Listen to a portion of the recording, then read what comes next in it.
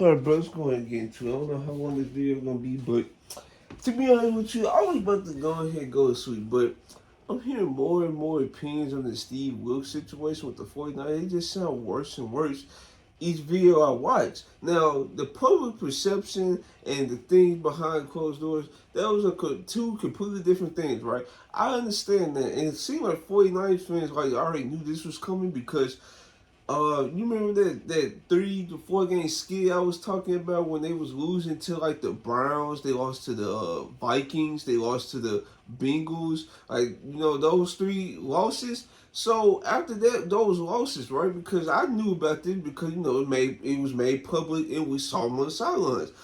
He was calling the defense from the booth. He was upstairs. Then the 49ers asked him to come down to like actually communicate the defense better to see what try to look them in the eyes and see just to communicate the defense better, right? So we go through the season, they won 12 games. They was top 5 in defense. They was I think they was top 3 in defense. They got 17 points per game. They was tied for takeaway. I think it was 22 interceptions, and they was first in interceptions. So and they was like top 5 in all around takeaways, including fumbles. Like, I'm confused here. What was the problem? What was the problem? Because and then they allowed 17 points per game compared to D'Amico Ryan 18 points per game. I don't understand what was the thought process behind his hiring if you was just gonna like scapegoat him like the way he did. I don't understand that. In the Super Bowl, not one time did I mention in my last video that I said, "Oh, the defense like they blew the Super Bowl." No, I did not. I did not say that at all because guess what? If the special teams do their job, guess what? The 49ers will win the Super Bowl. But like I said, the special teams moved the needle once again. So Ray McCloud, well, the fumble, the ball hit the dude's leg, and Ray McCloud had to scoop it up, and he missed it, and that's what led to Chiefs' first touchdown of the game. One time I said the defense was the problem. There's multiple problems before I get to the defense. I say special teams and I say offense. The reason why I say offense because it was times in the game where they was a little too pass happy for my liking. This is not because the 49ers, when they want to, they will run the ball on you each and every down. Now, this game, it was hard, right? Because the Chiefs defensive lineman was just shedding all types of blocks. I understand it was that hard, but this not an excuse because the Shanahan system, they find new ways to try to get the run game going. So I don't know if I can give him a pass on that. If they want to, they could. And I understand. And then offensive line issues. Offensive line issue, you can tell like, bro, if Chris Jones, how do you leave Chris Jones unblocked of all people? Chris Jones, like that's pretty insane because Chris Jones, like I mentioned in my original video in the 49ers Chiefs game, he was wreaking havoc. I know he caused like 3 or 8 TDs to go away. I remember it was one TD with Brown. You was wide open. Chris Jones got right in Purdy's face. It was a time that Purdy had Deebo Samuel on like a vertical route. He sailed the ball because guess who was in the backfield? Chris Jones. Now, they trick play with Juwan James through a touchdown. They lucky that I think he was a guard. They lucky he picked up Nick Bolton because if Nick Bolton would have like gotten there, he would have gotten there and he would have disrupted that play. It's another Chris Jones play I cannot think of right now, but it was a time Purdy had sailed the ball again.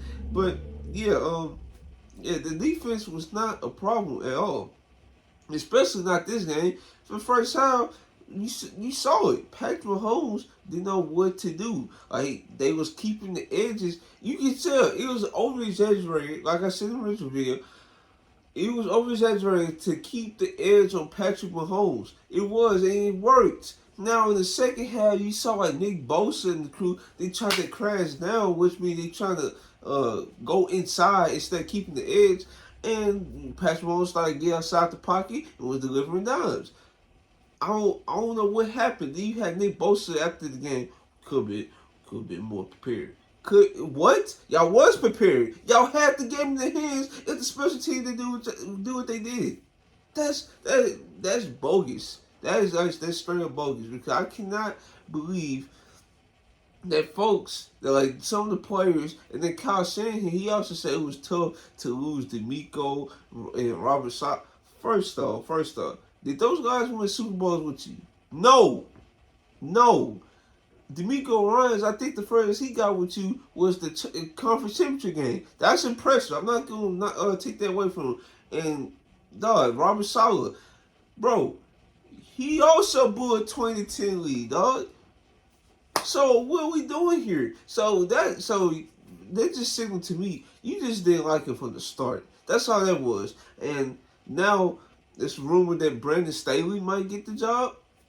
Listen, he could probably do a solid job for him, but you will see a lot of zone coverage. Hopefully, y'all like that because this is a team that I knew that was like very aggressive. I'm not in terms of blitzing right, but like terms like man-to-man coverage like that. So you will see a lot more zone under Brandon Staley. Now they say it could be internal hires, so I don't know what they're gonna do with that. But yeah, this is a playoff scapegoat. I disagree. Like midway in the season, I can understand why you want to fire him based off that.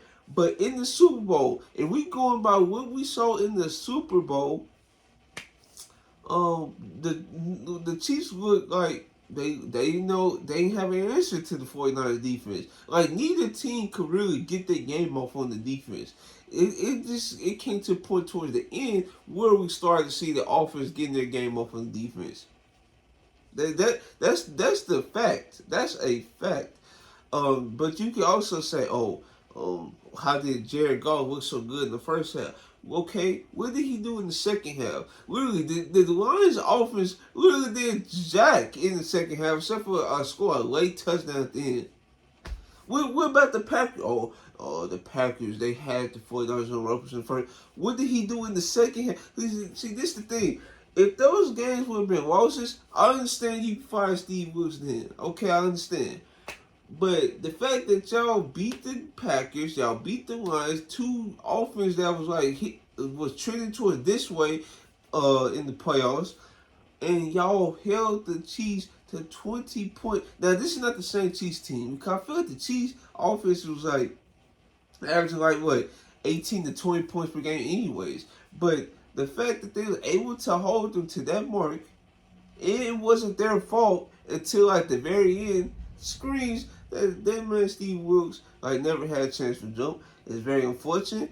I don't know if he's gonna try to be like a senior defensive assistant for another team.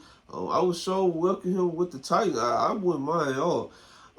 But yeah, that's all I got for today's video. It's very unfortunate. Hate that.